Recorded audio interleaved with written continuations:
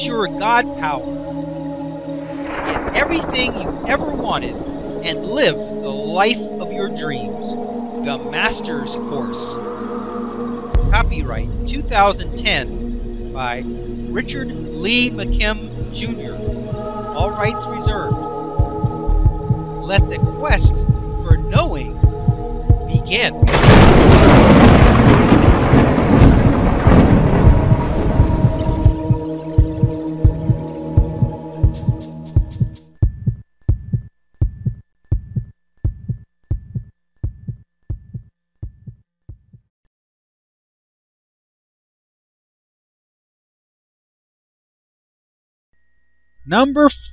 Question number 4.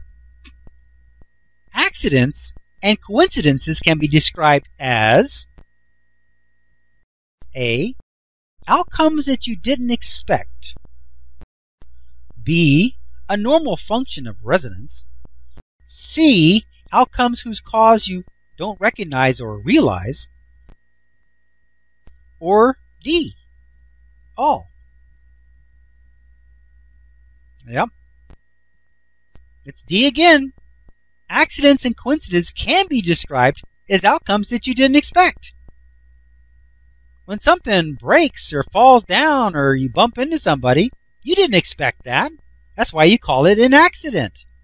Or you're talking to somebody in line and it turns out you've known them or you both know the same people or both went to the same school or whatever. You say, wow, what a coincidence. That's an outcome you didn't expect. So yeah, they can be considered outcomes that you didn't expect. And B, the normal function of resonance? Absolutely. It's just resonance in action. It's no different than any other elicited response by resonance. The only difference between an accident and a coincidence, as far as resonance goes, is that it's one you didn't expect. If you put an ad in the paper for something, and somebody calls you on your ad, that's resonance. That attracted a response, but you don't think that that's an accident that they called you. You don't think it's a coincidence they called you because you expected that outcome.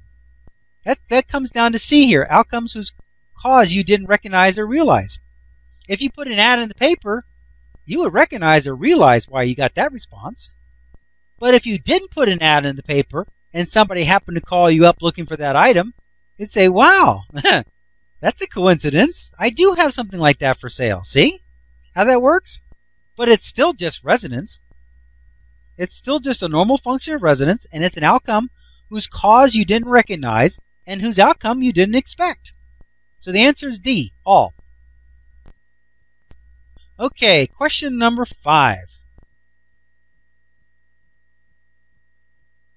You can get rid of unwanted vibrations by A. Using your God power to change it. B. The mutual exclusion technique. C. Change the bad vibration idea into a good one. Or D. All. Well, we just covered that one. The answer is definitely D. All.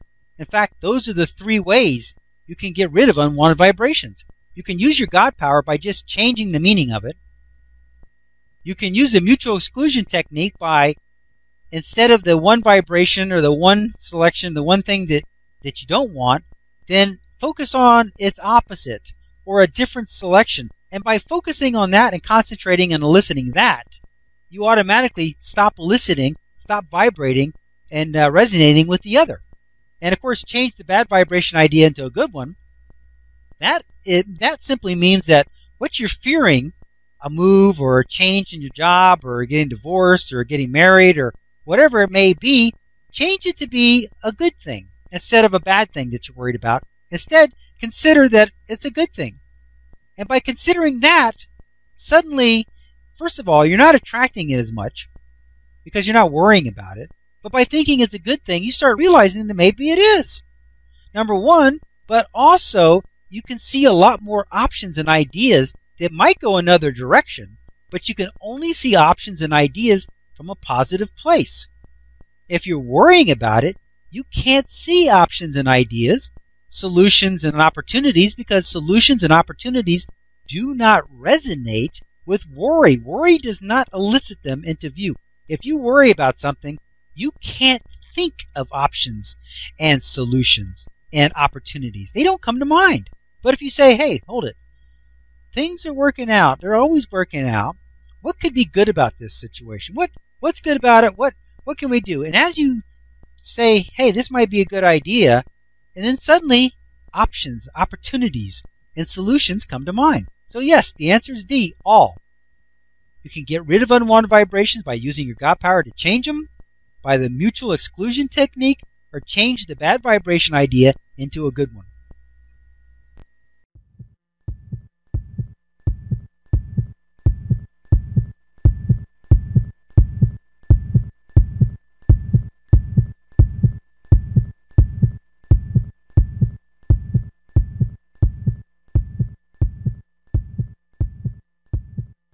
That was the end of chapter number 11. To continue, go to How to Use Your God Power, chapter number 12, the first segment, number 1. Let your quest for knowing continue.